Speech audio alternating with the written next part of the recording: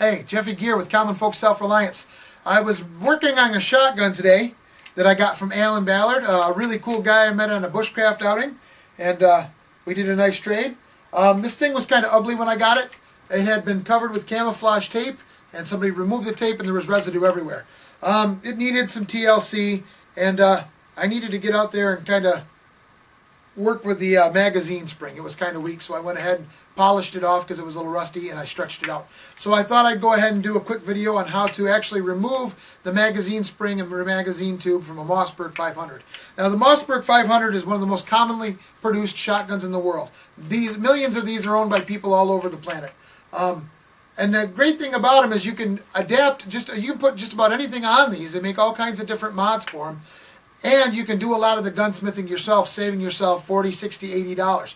If you want to go have the magazine tube replaced, a gunsmith could charge you a little bit of money. So I'm going to go ahead and fly you through how to do this, okay? So the first thing we need to do is clear the gun. And make sure that it's empty, of course, right? Safety first. The safety's on and the chamber's empty. Okay, the second thing we need to do is put it at half cock. Move the action to half cock. We're going to go ahead, right here is the button that, or the screw that removes the barrel.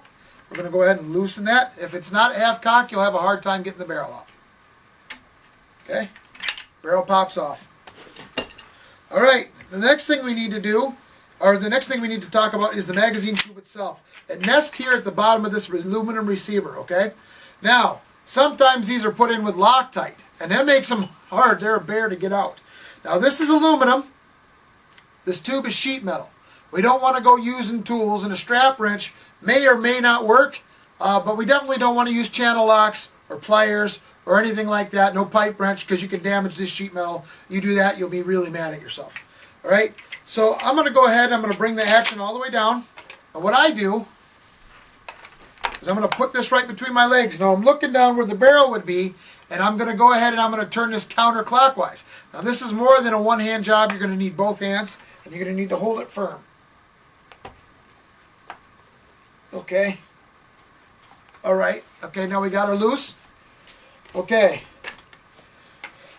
I'm going to go ahead and lift my action up now so I can see what I'm doing. And I'm going to pay attention right here because there's a spring inside here. Then there's the button that pushes against your shell. And we do not want to damage that button that pushes against your shell. So we're going to go ahead and pull out the tube.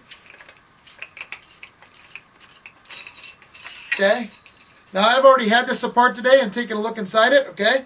I check inside it, make sure there's no corrosion. If you're a waterfowler or you stored this in the back of the truck and it got some moisture in it, you may want to take a 12 gauge bore or 10 gauge bore and go through there, and then take or a bore brush, excuse me, and then take like a mop, a bore mop, and go through it, and maybe put a coat of rem oil or something down in there. I wouldn't put heavy grease in there, that'll get all over your ammunition, but that'll keep it clean, okay?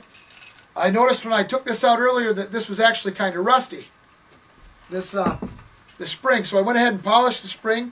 I could actually go ahead and replace it, but I found I got enough tension by finding the spots that look too tight and just giving them a little tug. Now, this is why we don't store our guns loaded for any long period of time, because it will weaken the magazine springs. In any gun, you can damage the magazine springs by keeping it loaded and pressure on it for too long. Okay? And then, last but not least, we've got our button, okay?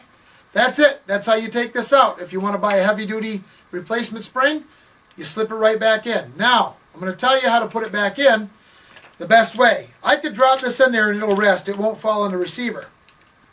But it can go kittywampus. And if it goes cockeyed and you squeeze your tube back on there and tighten it down, you can mushroom the edge of your button. If you do that, you're going to need to replace it, okay? So what I do, the trick I have, is I put it in there, I stick my thumb up, and I actually hold the button about halfway in. I go ahead and I put my spring in, okay? Let me go ahead and grab my tube here. And I hold it up outside of the receiver.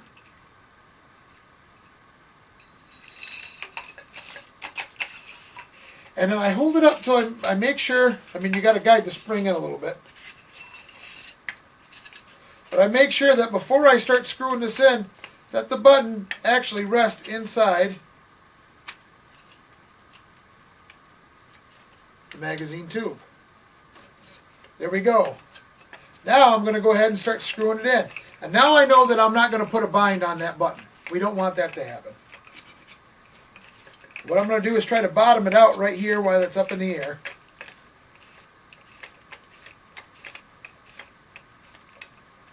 Okay, now I know I got a good fit. I'm going to go ahead, I'm going to drop my action, and I'm going to wrench on it with my hands only. Okay? Now, like I put a little anti-seize on here so I can get it out again if I have to.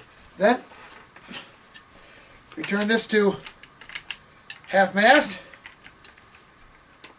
Drop my barrel in. Tighten it all down. I'm good to go. Safe journeys.